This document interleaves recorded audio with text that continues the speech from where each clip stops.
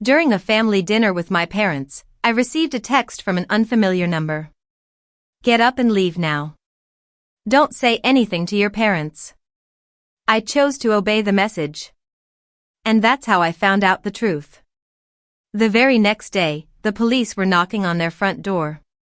What's strange is how completely ordinary everything felt right before it unraveled. I hadn't expected hugs, warmth, or anything emotional. But I definitely wasn't prepared for what actually unfolded. It all began with that one text. The sender wasn't saved in my contacts, and there was no introduction. Just a command, leave the table now. My parents, Mary Mom and John Dad, were sitting across from me, speaking casually about the week, as if everything was normal. My sister was away with her boyfriend, and for once, it was just the three of us. I remember staring at the screen, my hand frozen around my fork. Something about the tone, the urgency, made me feel like ignoring it would be a mistake. I muttered something about needing fresh air and stood up. Neither of them questioned me.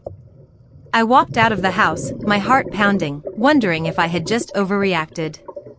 Then, my phone buzzed again. Good. Don't go back in.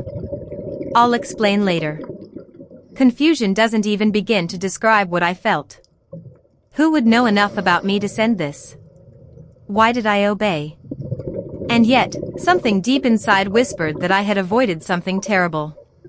That night, I didn't sleep. I stayed at a friend's apartment. The next morning, the news came crashing down. Police cars outside my parents' house. Officers knocking, searching, speaking in hushed but urgent tones. Neighbors staring. My stomach dropped. Something was very wrong. By noon, I learned the truth. Mary Mom and John Dad weren't who I thought they were. The people I had called my parents, trusted with every secret of my childhood, were criminals. Not just tax fraud or petty theft, serious crime. Money laundering. Illegal trafficking.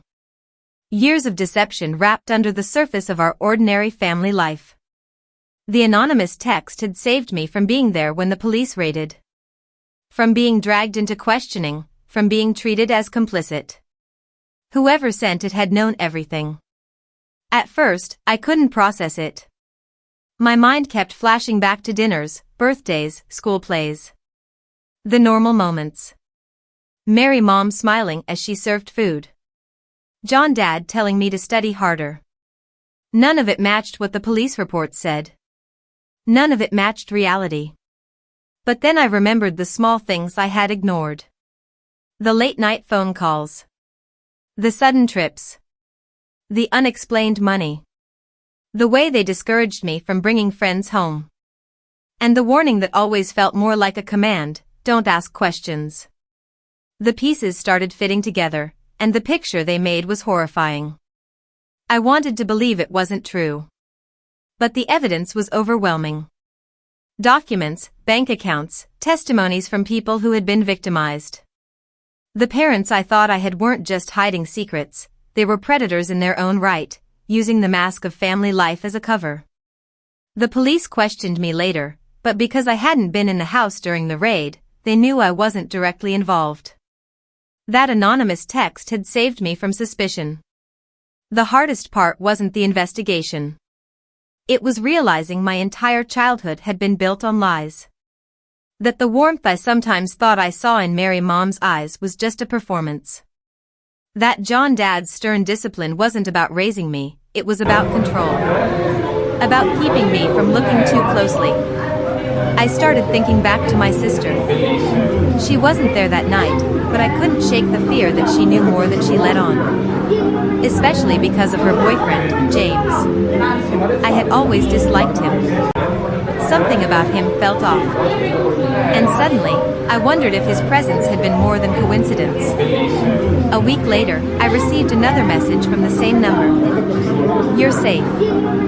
Don't go near them again. Trust me. I tried to call the number. It was disconnected. That's when paranoia set in. Who had been watching me closely enough to send that warning at the exact right time? A friend? A stranger? Someone inside the police? Or James? I remembered how he used to look at me, sharp and evaluating, as if he knew more than he should. Maybe he wasn't just my sister's boyfriend. Maybe he was part of this entire twisted puzzle. The police kept their distance from me after that, but I could feel the eyes of the neighborhood, the whispers at work, the judgment of people who thought I had to know. But I didn't. I had been living blind, believing in a family that didn't exist. The day Mary Mom and John Dad were sentenced, I didn't go to court. I couldn't. Seeing them in chains would make it real in a way I wasn't ready to face. Instead, I sat alone in my apartment, staring at a photo of us from years ago. A fake smile plastered across all our faces. The picture used to make me feel nostalgic. Now it made me sick. But the mystery of that text still haunted me. Who had sent it? And why had they cared enough to save me? It wasn't until months later that I got a clue. My sister finally called me. She sounded different, nervous, shaky. She asked if I was okay. I told her I was trying to be. Then she whispered something that froze my blood. It was James. He sent you the text. He knew what Mom and Dad were planning. They were going to frame you. Blame you for everything. That's why he warned you to leave. I couldn't breathe. All this time, I thought James was the shady one. The intruder in our family. But he had been the one to save me. And my own parents, the people who were supposed to protect me, had planned to destroy me instead. That was the final betrayal. I realized then that family isn't blood. It's not DNA. It's not the people who raise you.